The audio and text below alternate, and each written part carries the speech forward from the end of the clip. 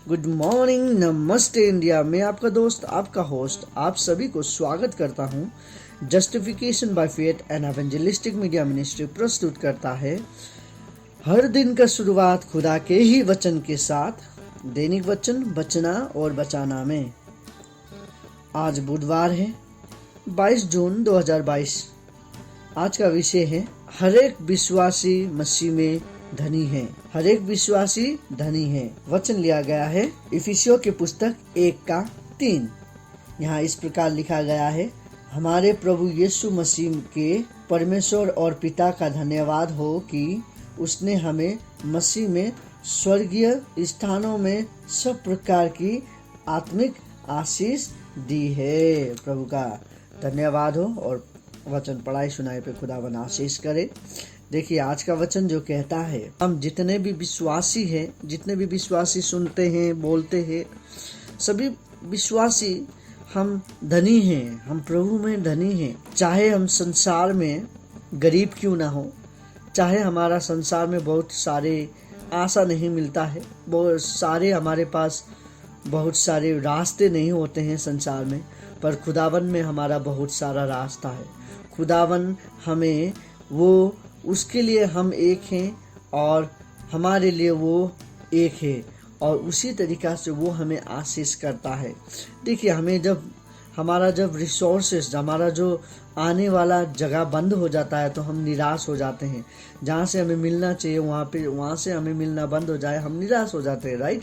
लेकिन खुदावन का दरबार में हमें कभी भी हम निराश नहीं होते, क्योंकि खुदावन हमें हमेशा प्रेम करता है, खुदावन हमें हमेशा चलाता है। खुदावन की महिमा हो, खुदावन की आशीष हो, खुदावन की भलाई हो।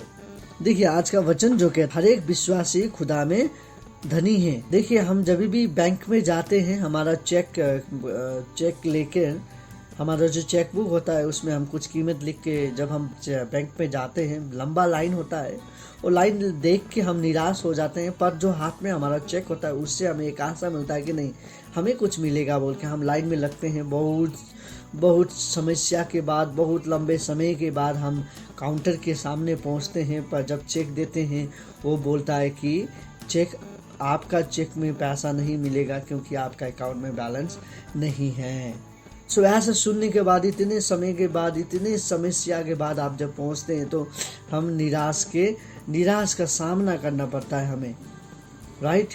सो उसी प्रकार से बैंक से जब घर में आते हैं थका हारा और निराश होकर जब आते हैं घर में अपने पत्नी को या बच्चे को हम कहते हैं कि मुझे एक कप चाय बना के दे, और जब या खुद जाके हम बनाते हैं, हम जब फ्रिज खोलते हैं हमारे पास दूध होता है, दूध के साथ हम देखते हैं, दूध के साथ जब घर पे हम चीनी देखते हैं तो चीनी नहीं होता है, और चायपत्ती देखते हैं तो चायपत्ती जब नहीं होता है तो हम और भी निराश हो जाते हैं। सो वो निराशपन हमारे आगे चलते ही रहता है, क्योंकि हम हमारे शुरुआत से ही हमारा जो सोच है वो हम निराश होके आए हैं। वो निराशपन हमेशा वो हमारा जीवन में झलकते रहता है। सो हमारा ऊपर में एक आशा होता है। देखिए संसार का हर एक चीज़ आपको इतना आशीष नहीं दे सकता है, इतना शांति नहीं दे सकता है जितना खुदावन का आशीष दे सकता है। देखिए ये सब इत्यादि बातें हमारे जीवन को क्या करता है, हमारी उम्र को, हमारे जीवन को और भी निराशपन में लेके जाते रहेगा। लेकिन जब हम खुदावन में बन के रहते हैं, जब खुदावन हमारे साथ रहते हैं, कोई बात नहीं, जो हुआ खुदावन की महिमा हो, और उसी तरीक़ा से जब हम चलते हैं तब ये सब संसारिक आशीष हमसे चाहे दूर क्यों ना जाए, पर प्रभु का जो आत्मिक आशीष है हमारे साथ रहता है। अब आत्मिक आशीष कैसे हम ले सकते हैं? आत्मिक आशीष के लिए हमें बाइबल पढ़ना ज़रूरी है। जो खुदावन ने हमारे लिए रिसोर्सेस, खुदावन ने हमारे लिए जो बनाया है, खुदावन ने हमारे लिए जो दिया है, वो कभी भी ख़त्म नहीं होता है। देखिए 5000 को खिलाना मुश्किल था, लेकिन उसने 5000 को खिलाया है। उसी प्रकार से यदि हम आत्मिक आशीष लेना चाहते हैं, शारीरिक जो भी हमें मिलता है, शारीरिक सहायता है, उसमें शायद हम पीछे हो सकते हैं, लेकिन आत्मिक से हम नहीं हो सकते हैं। सो हमें आत्मिक में ध्यान देना बहुत ज़रूरी है। देखिए शायद संसार में वैसा नहीं होगा, लेकिन खुदावन के पास सब कुछ है। खुदावन के पास हर एक चीज़ का तोड़ है, हर एक चीज़ का मोड़ है।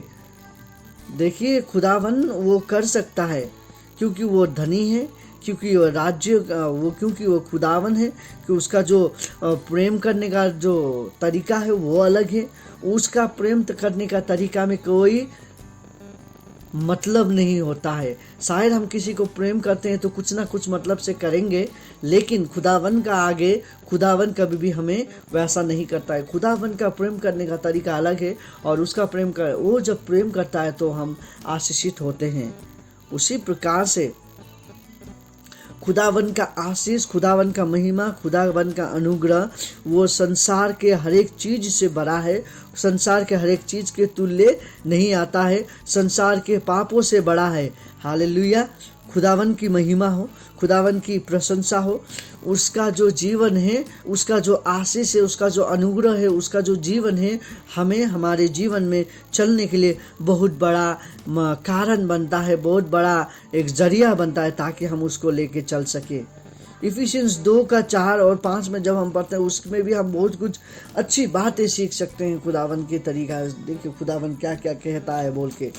खुदावन की महिमा, आशीष हमारे जीवन में होना बहुत जरूरी है, ताकि हम आगे बढ़ते रहें। तो जब हम इफिसियों के पुस्तक में 2:4 और 5 जब पढ़ते हैं, यहाँ पे भी इस प्रकार से लिखा गया कि देखिए खुदावन की महिमा इतना बड़ा है कि हमारे अपराधों के, हमारा जो अपराध है उसके कारण हम मरे हुए थे, तो भी हमें मसीह के साथ जिलाया गया। अनुग्रह ही से तुम्हारा उद्धार हुआ है। हमारा जो उद्धार है वो अनुग्रह ही से हुआ है। हम अनुग्रह, खुदावन के अनुग्रह से हमें हमारा उद्धार हुआ है। शायद हम देखिए, हम चमड़े में बने हुए लोग हैं, हम कहीं ना कहीं पाप कर लेते हैं, करते हैं, देखने में, बोलने में हम करते हैं, लेकिन हमें अनुग्रह खुदावन से मिलता है। और कहीं भी से भी हमें नहीं मिलेगा अनुग्रह, क्योंकि खुदावन मसीह में हमें मिल सकता है। इसी प्रकार से यदि हम शारीरिक में गरीब क्यों ना हो, शायद आज हमारे पास कुछ नहीं है, पर जब हम खुदावन के साथ रहते हैं, खुदावन के साथ रहेंगे, तब हम धनी रहेंगे। खुदावन में आत्मिक आशीष हमें मिलता है। देखिए जो वचन कहता है, लेने से अच्छा देने में है। जब हम देते हैं, लेने से तो हमें वो मिलता है, लेकिन जब हम देते हैं हमें एक सुकून मिलता है कि हम दे रहे हैं, अच्छे से सो पाते हैं हम। खुदावन इसी प्रकार से हमें चलाता है। खुदावन इसी प्रकार से खुदावन चाहता है कि हम उसे धन्यवाद करें। हमारा जो आत्मिक इच्छाएं हैं वो पूरा करता है। खुदावन हमें बढ़ाता है। खुदावन हमें आशीष देना चाहता है। खुदावन आपको आशीष देना चाहता है। आपका और आपका परिवार का दिन शुभ हो। धन्यवाद।